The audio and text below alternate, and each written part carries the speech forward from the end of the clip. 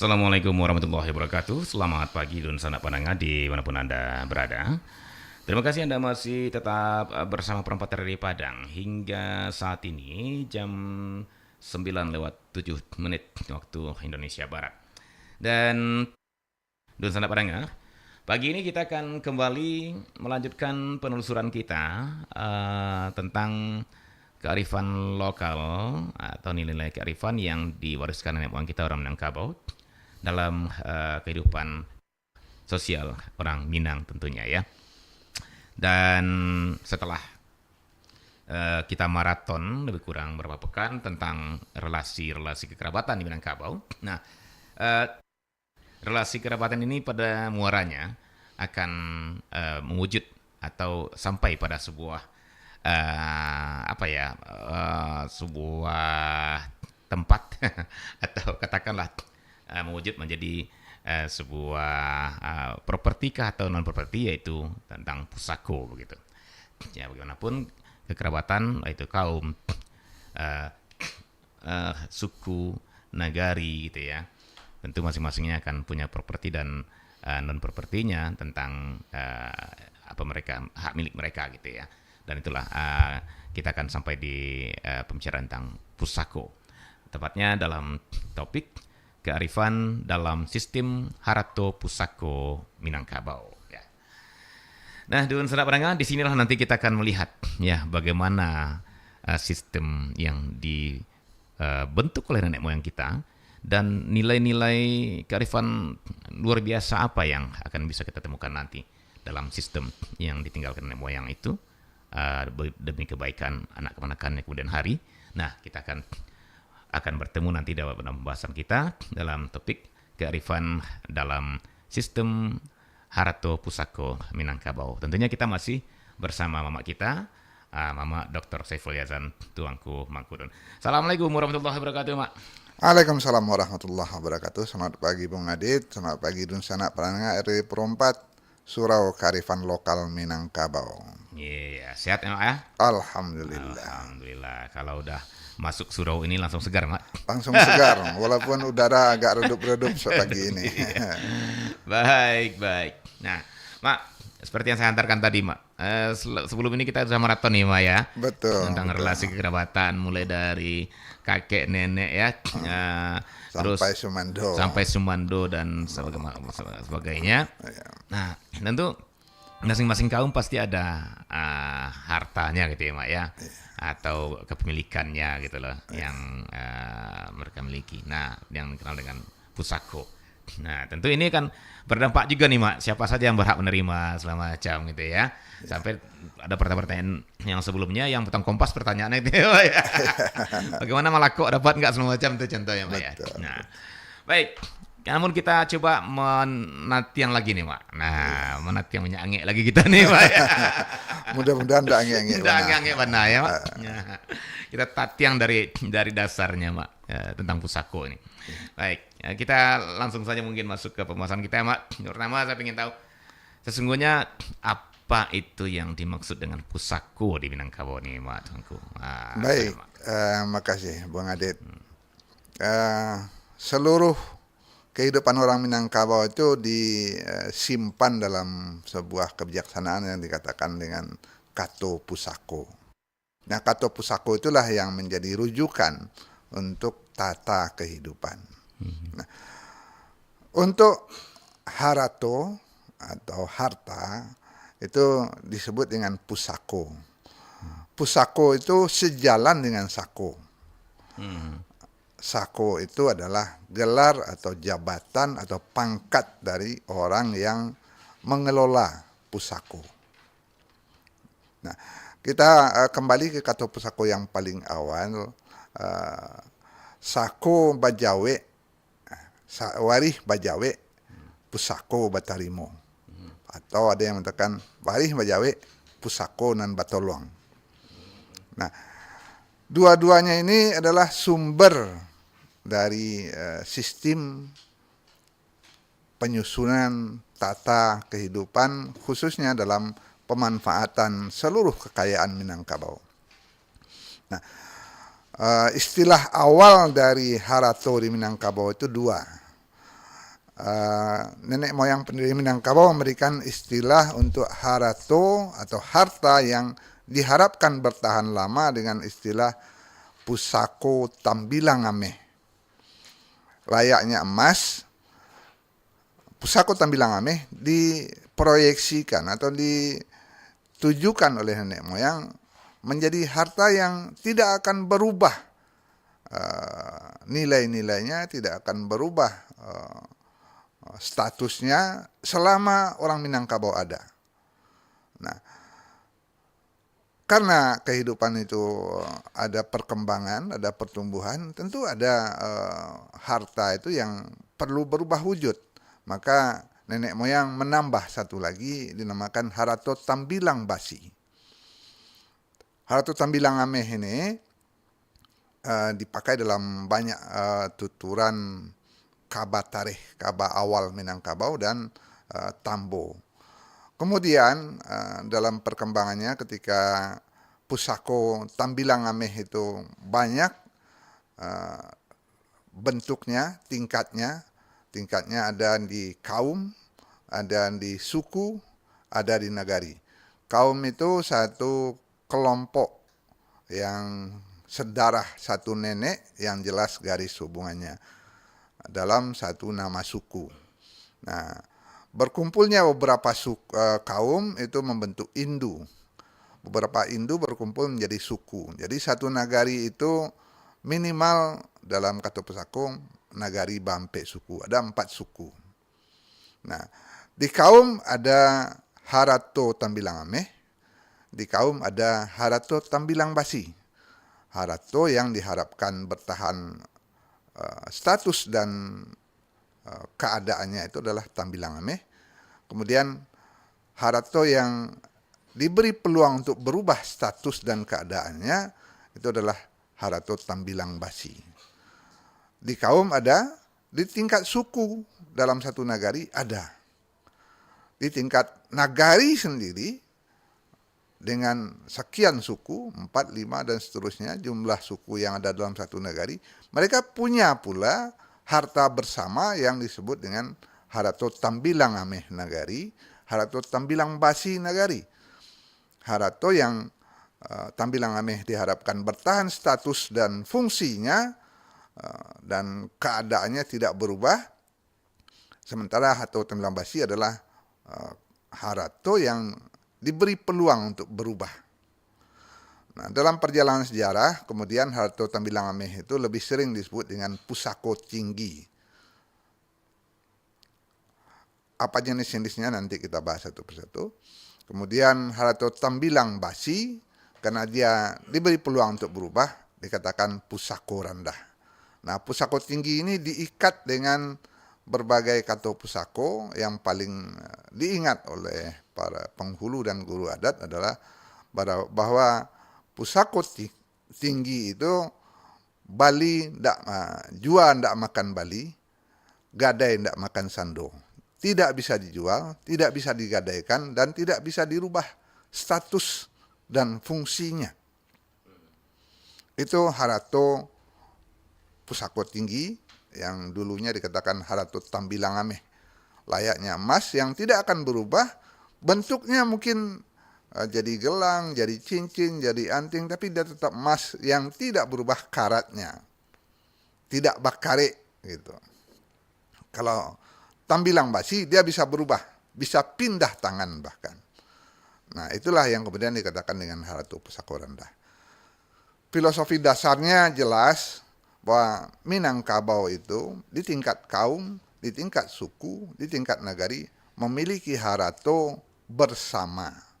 Baik yang tambilang ameh, baik yang tambilang basi, baik harato pusako tinggi, baik harato pusako rendah. Pada dasarnya adalah milik bersama. Siapa yang memiliki bersama itu? Tambilang ameh atau harato pusako tinggi itu milik kaum atau milik suku atau milik nagari. Jenis-jenisnya nanti kita bahas. Tambilang basi juga begitu, yang bisa berubah itu ada milik kaum, milik anggota kaum, milik suku, atau milik nagari. Nah, Nanti kita lihat contohnya satu persatu. Harapan nenek moyang adalah Harato Tambilang Ameh itu tidak akan pernah hilang dari kaum, tidak akan pernah berubah dari kaum, tidak akan pernah pindah dari kaum. Kaum itu akan ada selamanya. Kalau kaum itu punah, dia pindah ke suku. Suku itu tetap ada dengan Harato Tambilang Amehnya. Nagari juga begitu. Harato Tambilang Amehnya tidak akan berubah status dan fungsinya, sehingga nagari akan tetap ada sepanjang masa. Jadi kalau ada pertengkaran, konflik, merubah status Tambilang Ameh, itulah yang menyebabkan nagari itu bermasalah, konflik. Itu barangkali pengantarnya Bung Adit, tentang Harato yang ditinggalkan oleh nenek moyang. Nah, Harato itu diturunkan dengan istilah warih. Warih Bajawe, pusako batoluang. Itu satu makna, tidak dipisah. Warih itu apa? Ada pusako, ada alat perlengkapan pengawasan dan pengelolaannya namanya sako. Sako, jo pusako. Nan dipusakoi dan disakoi oleh para penghulu dan para pemimpin kaum, suku, dan nagari. Begitu pengantarnya, Bung Aryan.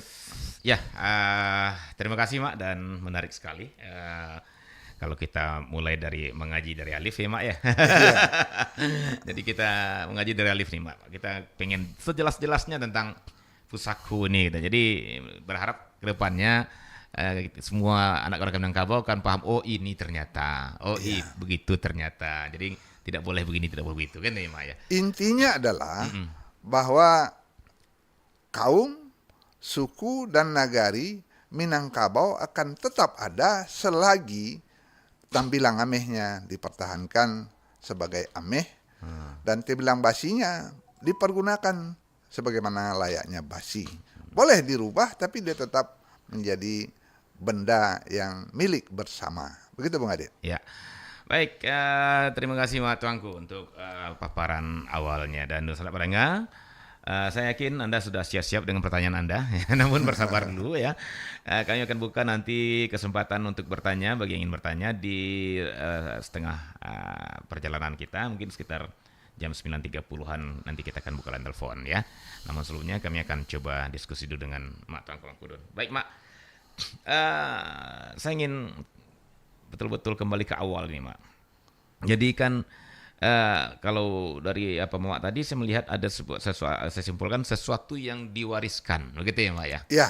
Sesuatu yang diwariskan dari nenek moyang. Apakah berupa benda atau properti ya, atau non benda atau non properti.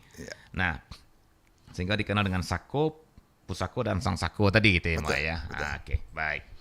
Nah, sekarang gini Mak, di barangkali kalau sako sebelumnya mungkin sudah pernah kita bahas ya Mak ya, termasuk gelar kalau nggak salah ya Mak ya. Gelar. Nah, kemudian kalau pusako nih, kita sekarang fokus ke pusako.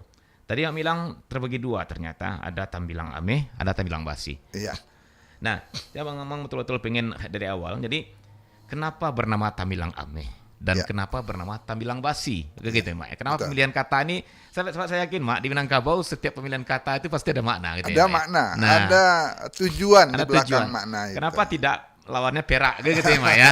Tambilang Ameh. Ada juga yang menambah-nambah, kemudian ada Tambilang perak, ada Tambilang kayu katanya. Tapi dalam kata pusako awal cuma ada Tambilang Ameh dan Tambilang Basi. Nah, kita coba pecah kosakata ini. Tambilang sendiri Mak. Iya. Apa makna Tambilang nih sesungguhnya? Jadi Tambilang itu di banyak nagari dipahami sebagai cangkul. Tapi di beberapa nagari Tambilang itu jenis sekop yang bisa membongkar tanah sampai kedalaman 1,5 meter. Ada yang mengatakan Tambilang itu linggis. Linggis ya. Tapi sebenarnya itu adalah alat untuk membuka lahan dan mengolah lahan. Nah, apakah karena sebagian besar pusako itu berupa lahan gitu ya Mak ya? Iya. Sehingga dipakai istilah Tambilang itu sendiri Mak? Iya. Tambilang itu alat untuk mengolah. Mengolah ya. Atau dikatakan Tambilang Ameh itu hasil olahan yang diharapkan bertahan dan tidak berubah sepanjang masa. Iya, iya, iya, iya. Makanya dikatakan jua ndak makan Bali, gadai ndak makan sando, ndak berubah status dan fungsinya dalam kaum, dalam suku atau dalam negari. Baik, baik. Sementara, Kalau tambilang basi, layaknya basi, dia bisa berkarat. oh Nah, iya. kalau di Minang karat itu dua artinya, bakare atau bapotong. Oh iya, iya, iya. Maka tambilang basi itu boleh berubah status, boleh berubah fungsi, boleh berpindah tangan. Itu yang kemudian diberi nama pusako randa. Dia bisa berubah. Nah, mungkin kita lihat proses kejadiannya. Harato tambilang ameh itu adalah hasil cancang latih istilahnya. Cancang latih itu kerja keras. Manaruko, Malambang, Malateh, Malaco. Ada sekian istilah pembukaan lahan. Nah, siapa yang melakukan itu? Pada awalnya yang melakukan kegiatan Malaco, Malateh, Malambang, dan seterusnya itu membentuk lahan untuk digunakan, baik untuk perumahan, baik untuk sawah ladang, baik untuk kubu pertahanan, baik untuk fasilitas umum. Nah, semuanya itu hasil kerja bersama, tidak hasil kerja perorangan. Kerja bersama itu biasanya kelompoknya dipimpin oleh seorang mama di kaum, seorang penghulu di suku, dan pangkatu nagari kalau di sebuah negari. Nah, mereka ketika membuka lahan itu menetapkan, kot tambilang ameh kaum suku Tanjuang, kot tambilang ameh kaum suku Koto. Mereka buat batasnya, kalau dia kering, dibuat batasnya dengan bintala. Pasupadan. Kalau daerahnya basah, dibuat pematang. Sawah pematang, ladang bintala. Pakai pasupadan. Ada tanda-tanda batas. Ini milik kaum itu, ini milik kaum itu, ini milik suku. Nah, kalau kaum itu satu keturunan yang sedarah, ada neneknya yang jelas. Kalau suku itu mereka satu nama tapi dari beberapa kaum. Nah, mereka mempunyai pula milik bersamanya. Baik bentuknya itu nanti baramban, pakoan, galanggang bahkan. Kalau suku minimal mereka punya paragatnya. Oke, kita beri nama dulu. Ada harato itu dalam bentuk benda yang dibuat, namanya paragai. Paragai kaum, paragai suku, paragai negari. Ini benda-benda yang dibuat dari lahan, bisa berupa bangunan nanti, dia berupa munggu, dia berupa surau, dan tentu saja kalau di kaum ada rumah gadang.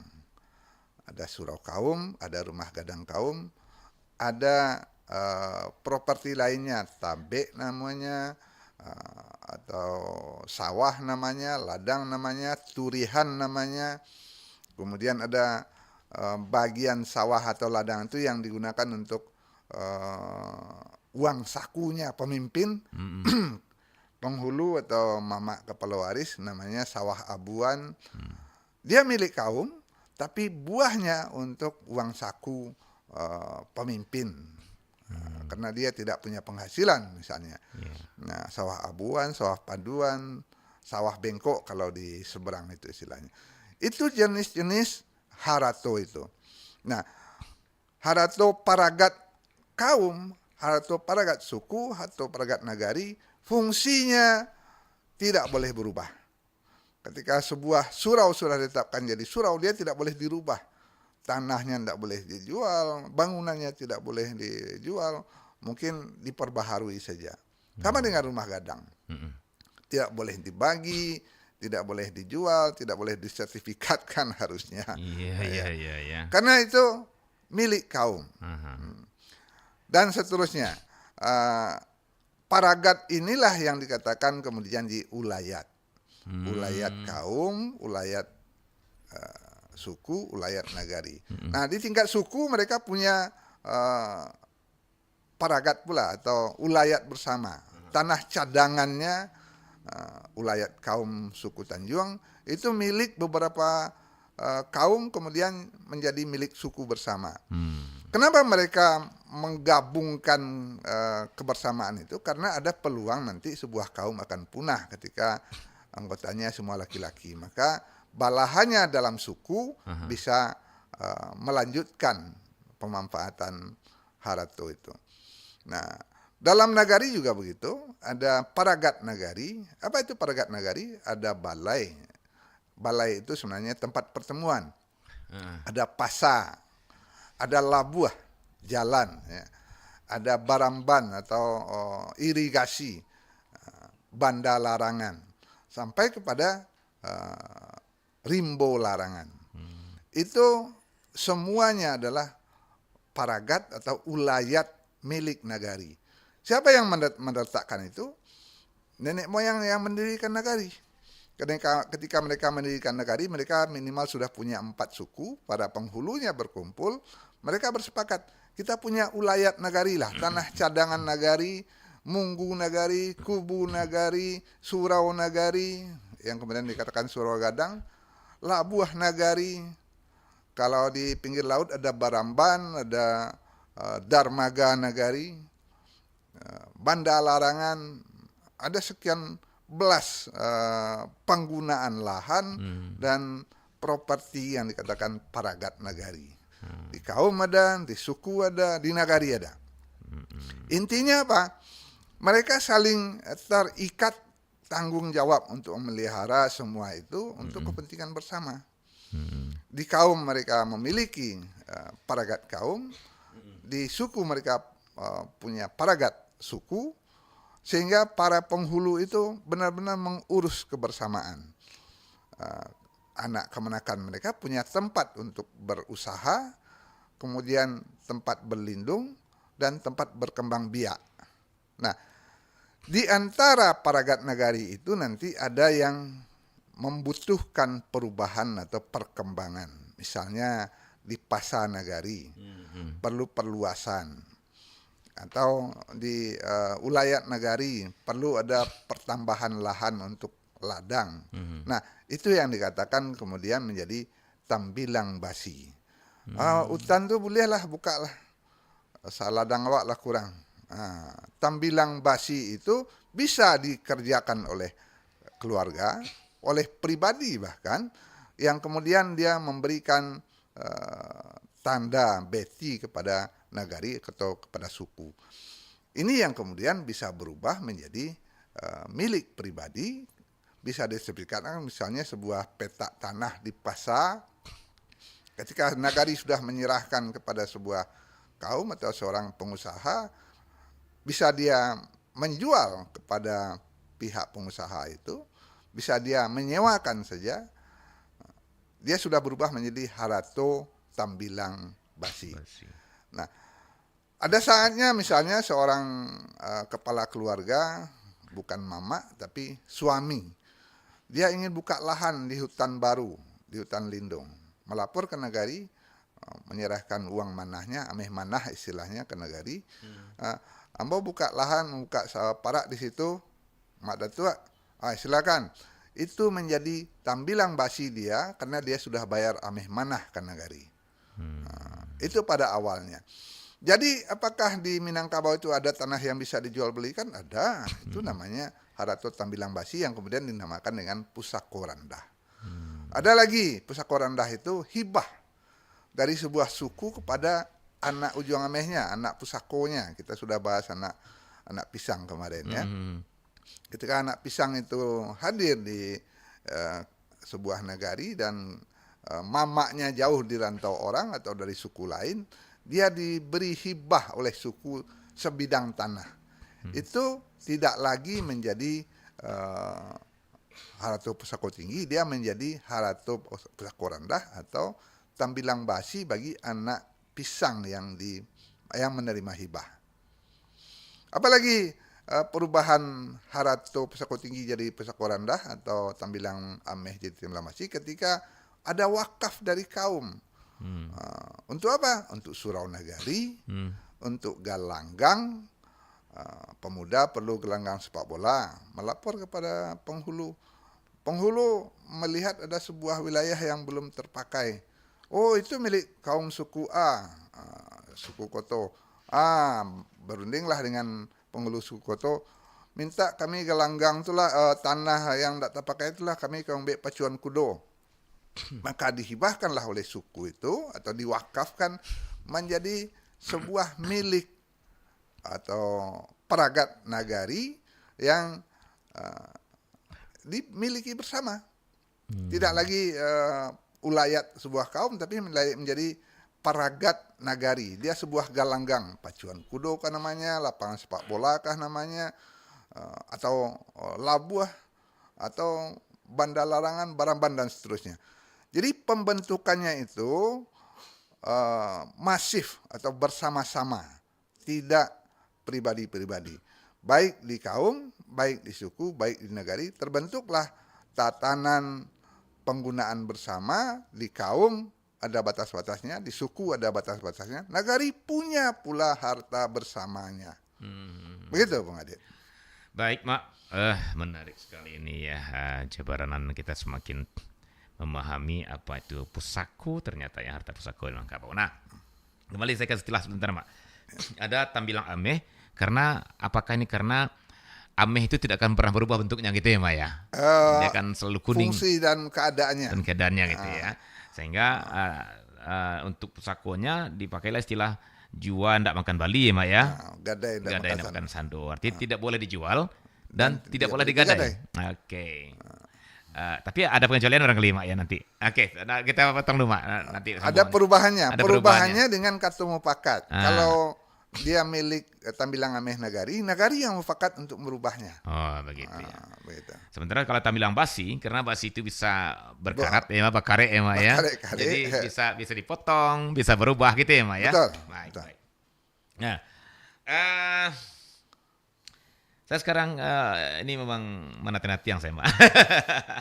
Sekarang, ya, mungkin akan lebih mudah melihatnya kalau dalam sebuah kaum. Iya, mana betul. mana tambilang ameh kaum, mana tambilang basi kaum. Nah, Mak, tadi Mama menjelaskan bahwa tambilang ameh itu adalah pusako tinggi. Ya.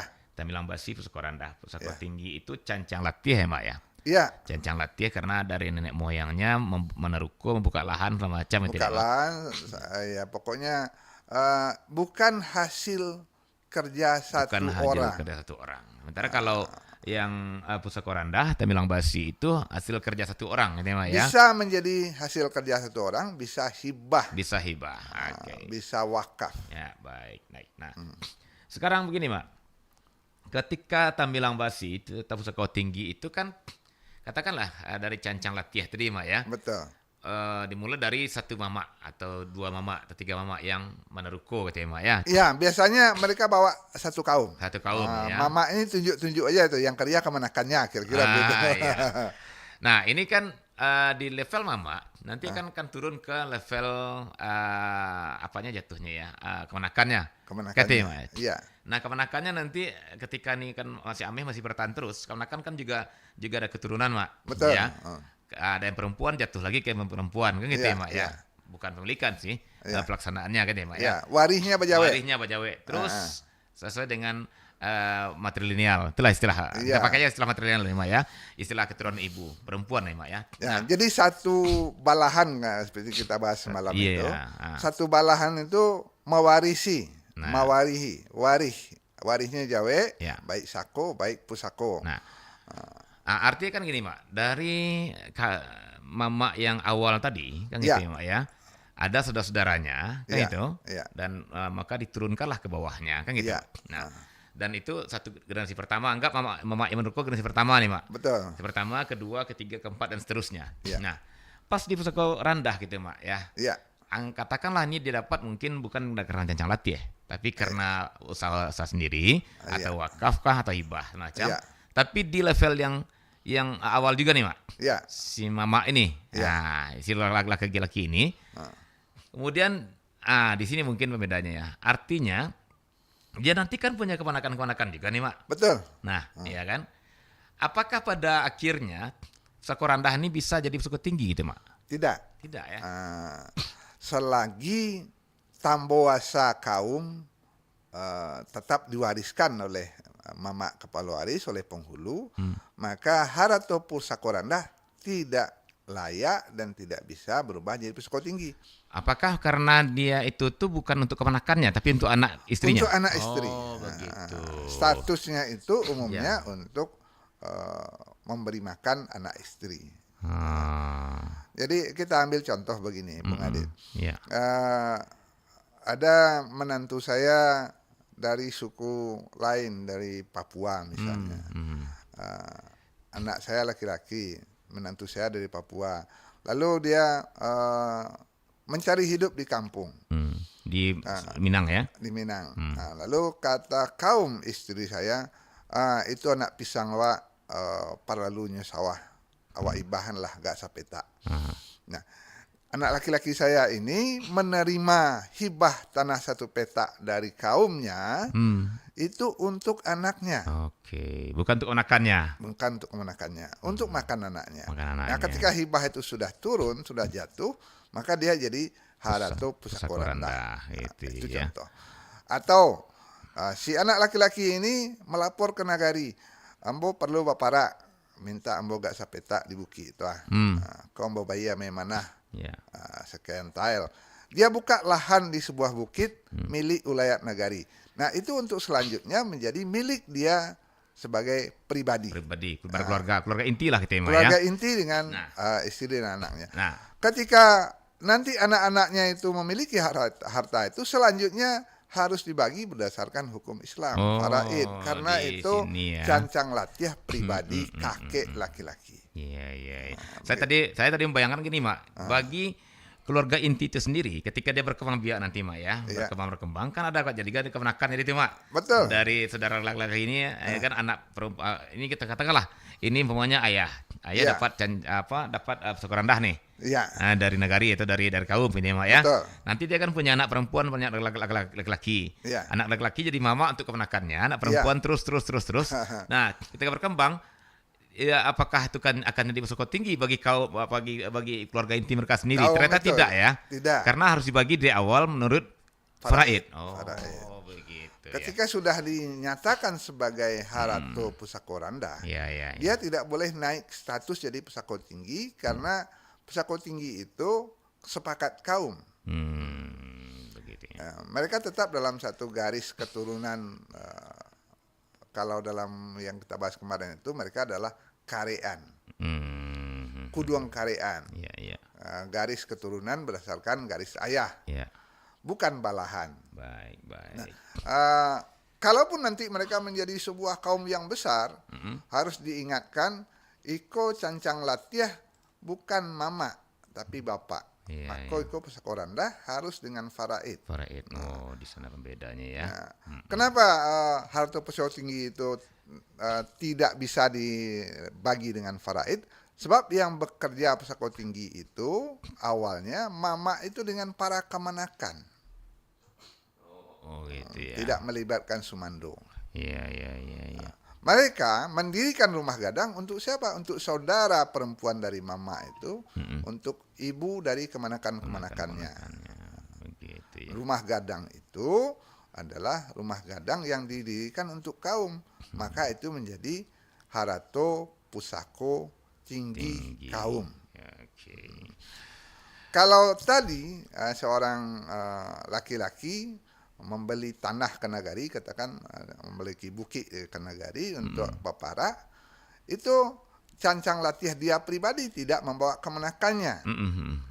Nah, ini banyak terjadi ketika membuka tarata di awal itu hanya laki-laki dengan istrinya yang datang dan anaknya. Maka itu harato pusako rendah dia. Iya. Jadi nanti pemilahnya nanti soal pembagian ini yang satu berdasarkan kata pusako ya, Mak ya. Yang satu berdasarkan faraid.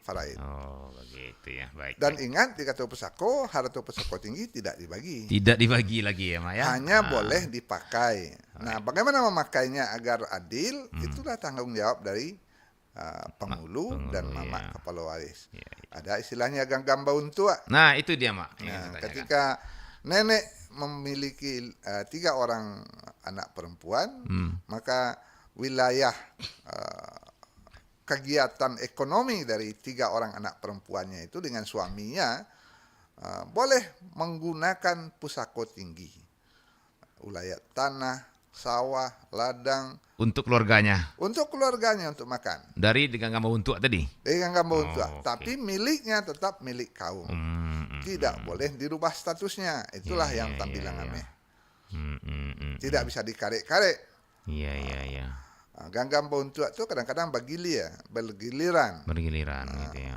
Tergantung. Bukan dibagi langsung gitu ya, Mak. Ini Tidak dibagi di batas ini 1 meter untuk 100 meter untuk si pihak A, 100 meter untuk si pihak B, bukan begitu. Nah, bukit kini karjo si pihak A, sawah si pihak B. Dan itu para penghulu harus sadar betul keadaan kemenakannya yang akan mengerjakan sawah ladang itu. Oke. Dan ya ini kan pada masa awal. Ideal ketika tambilang ameh itu masih sangat berfungsi untuk kehidupan. Nah, Supiak C konya kebetulan merantau. Ya. Ini perlu modal. Pacaronya. Ya, bogotong lah pasamu. Dibuka lah puro. Makanya bundo kanduang atau nenek atau mande soko itu dikatakan amban pula aruang bunian, bendahara kaum sebenarnya. Nah, bendahara kaum itu punya Puro ya. puronya. Karena di rumah gadang itu ada rangkiang yang Iya, menyimpan hasil bumi. Nah, si Upiak C ini dia tidak menggunakan sawah. Si A, si B sudah ada sawah dan ladangnya. Si Upiak C dia mau merantau. Dibekali lah dengan hasil puro dari Mandesoko. Harusnya begitu. Siapa yang mengatur? Itulah yang diatur oleh mamak kepala waris atau tungganai atau penghulu kaum. Oke, baik. Nah, itu masa ketika tambilang ameh dan tambilang basi itu masih sangat berfungsi. Begitu Bang Adi. Iya, baik, luar biasa. Baik, Dun Sanak Pandangan di manapun Anda berada, kini sudah saatnya barangkali saya buka line telepon bagi Anda yang ingin bergabung ya, memberi tanggapan ataupun bertanya, silakan di 2 line telepon kita 0751 812 414 atau di 08116 092240 ya. Baik, silakan jika Anda ingin bergabung. Nah, baik. Ini sepertinya masih mengunyah-ngunyah nih, Mak. Karena ya, memang kita bawa ke pusako terawal tentang bilang ameh supaya tidak rancu dengan istilah pusako tinggi, pusako rendah yang hanya dibatasi kepada ulayat kaum. Pusako tinggi itu ada di kaum, ada di suku, ada di negari. Makanya tambilang ameh akan lebih kuat maknanya kalau kita ingin melanjutkan kaum, melanjutkan suku, melanjutkan negari, dan melanjutkan Minangkabau. Iya, baik. Baik, dan saudara silakan kembali kami undang Anda bagi ingin bergabung, bertanya di 0751812814 atau di 08116609240 ya. Waktu kita masih tertinggal 1/4 jam ke depan ya. Baik, Mak, kita lanjutkan dulu Mak ya diskusi kita sambil menunggu kalau ada pendengar kita di line telepon, Mak. Ini masih seputaran persoalan tata kelola nih, Mak ya. Bilang ameh ini, Mak. Ya. Namun tadi Mak sepintas sudah mengatakan bahwa tata kelolanya itu jua ndak makan Bali, dia Mak ya. Iya, gadai ndak makan sando. Artinya tidak boleh dijual. Tidak boleh berubah status. Tidak boleh berubah status ya, status pemilikan maksudnya Mak ya. Iya. Dan tidak boleh digadai. Tidak boleh digadai. Nah, gimana ya? Ini pada kenyataannya, pada kenyataannya banyak yang menggadai. Iya, nah, soal menjual mungkin nanti bisa dipertegas. Tapi kalau menggadai ini, Mak ya. Menggadai ini sering dan bahkan sering juga ini jadi polemik ya. Ketika digadai dan yang menggadai dan meninggal, akhirnya yang di bawah generasi di bawahnya lah yang merasa dapat warisan ini deh ya. Awal dapat warisan utang. Dan utangnya gitu loh Mak. Nah, Baik, perlu kita dudukkan sebenarnya kenapa terjadi gadai. oke. Awalnya Tambilang Ameh tidak akan berubah status Ah, ketika kaum itu masih dalam kondisi aman. aha. Nah, gadai atau perpindahan kepemilikan sementara itu terjadi pada saat ekonomi berubah. Mhm. Ketika mayoritas laki-laki di kaum itu pergi merantau Ya. dan harato pusako mereka tidak termanfaatkan. Lahannya mungkin terbengkalai, lalu datang pihak yang merasa ini bisa kita manfaatkan. Bako sawah mak tuo ko bisa kami kerajaan tak? Boleh ya? Kerja lah. Awalnya ada sistem paduan.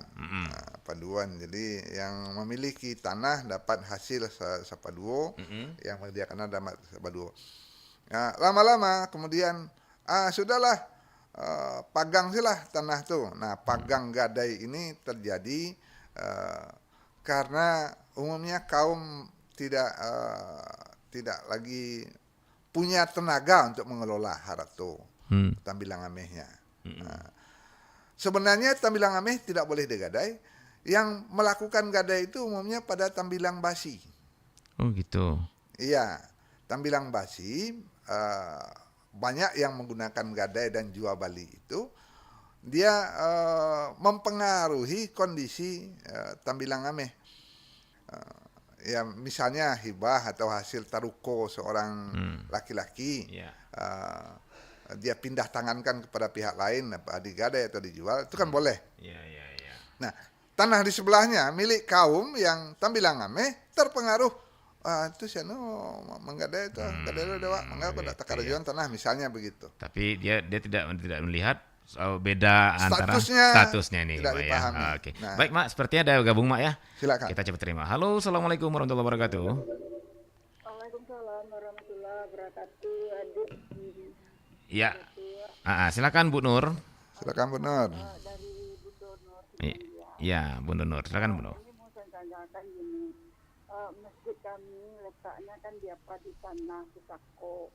Jadi kita mau minta bantuan ke Pemda kalau kita serah bantuan untuk masjid, pokoknya keperluan masjid lah, kebutuhan di masjid.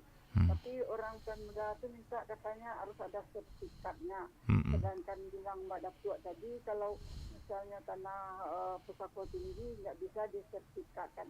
Jadi gimana jalan keluarnya tuh Mbak Datuk?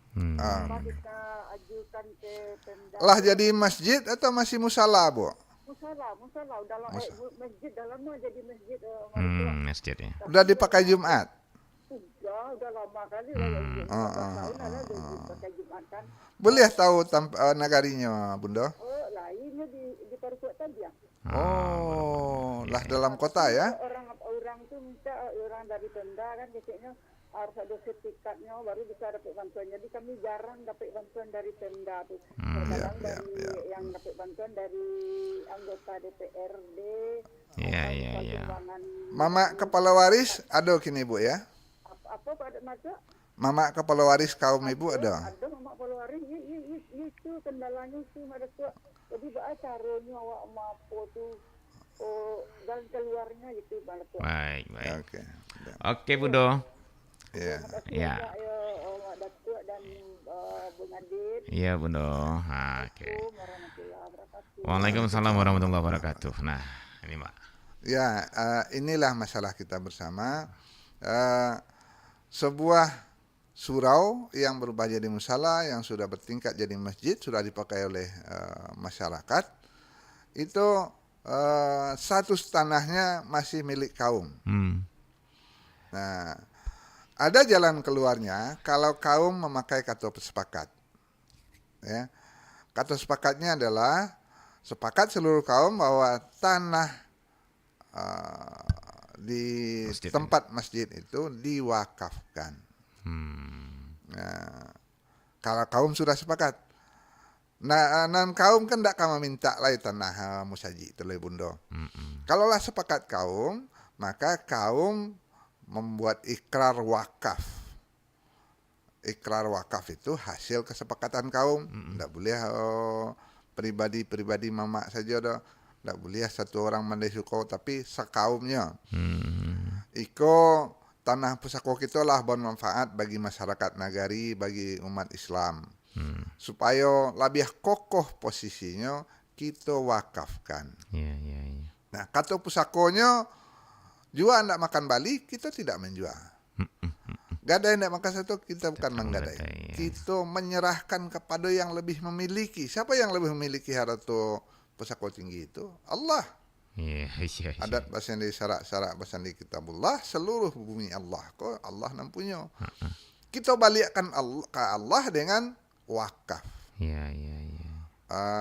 Alhamdulillah Ambo lah melakukan itu di kaum Ambo dalam sebuah ikrar wakaf sekitar. Itu ikrar dalam artian tertulis, Mak? Tertulis di hadapan notaris. Bukan. Di KUA. Oh, KUA ya, Mak ya. Oh, gitu. Dan nanti ada ikrar wakaf itu SK atau surat keterangan dari KUA. Ikrar wakaf itulah yang dibawa ke BPN untuk mendapat sertifikat wakaf. Oh gitu. Namanya sertifikat wakaf ya? Sertifikat wakaf. Bundo, mewakafkan itu sangat disenangi oleh negara.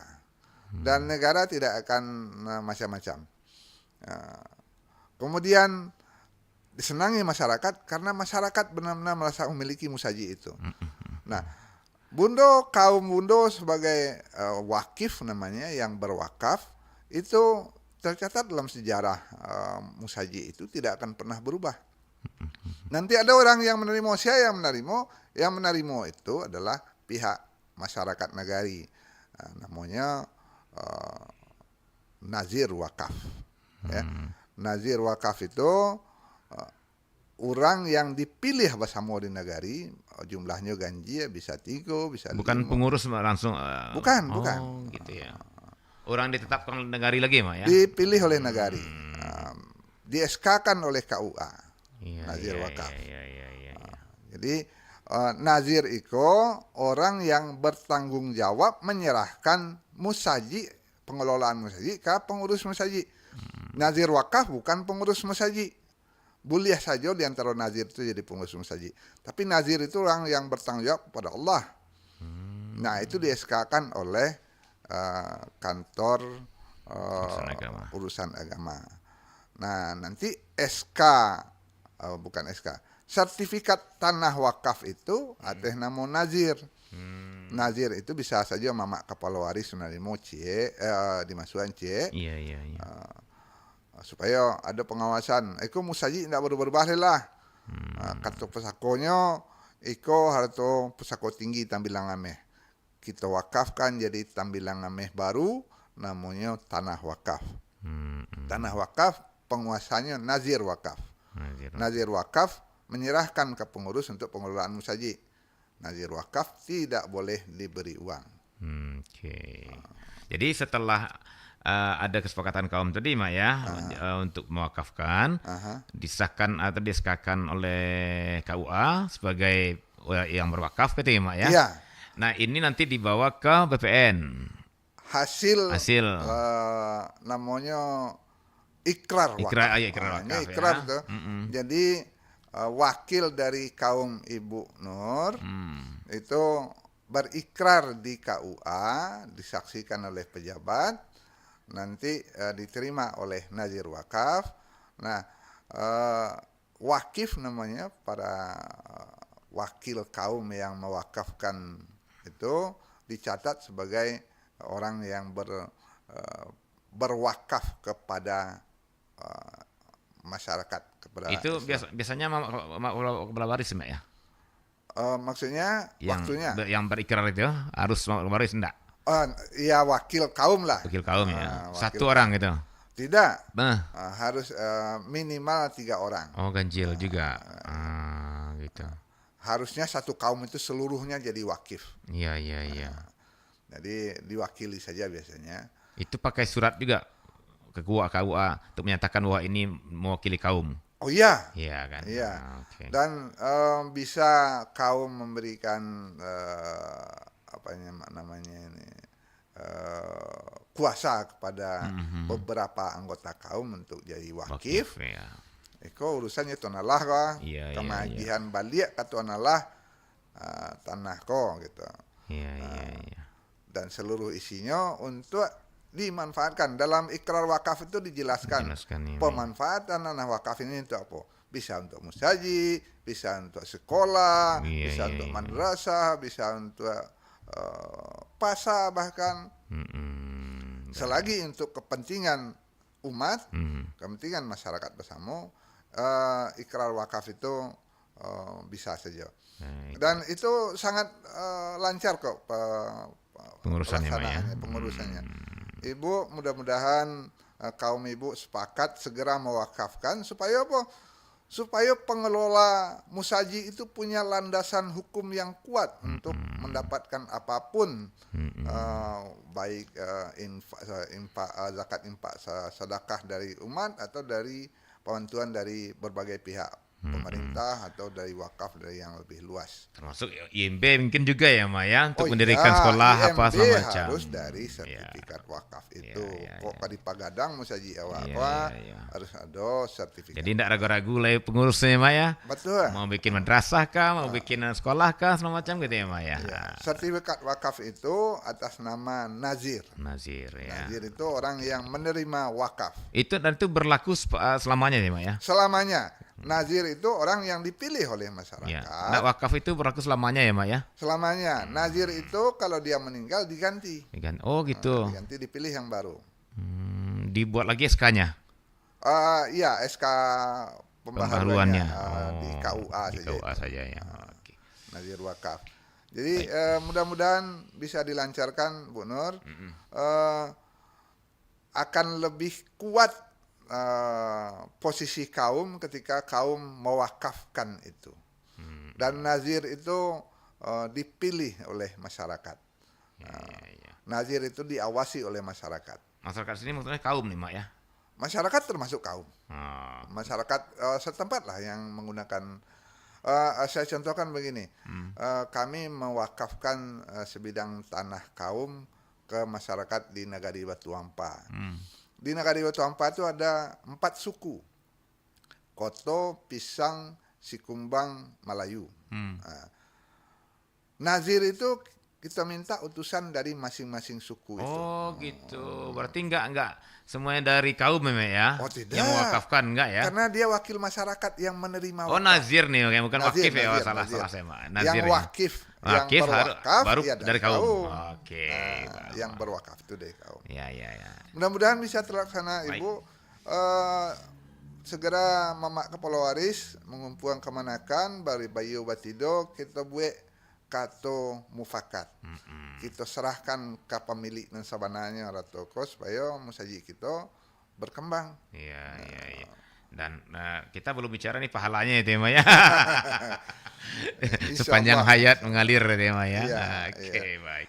Nanjaleh kalaulah tagak tanah wakaf itu, kaum itu akan berbeda statusnya di mata Tuhan. Iya. Kaum yang pernah berwakaf, Betul. mengembalikan hak Tuhan.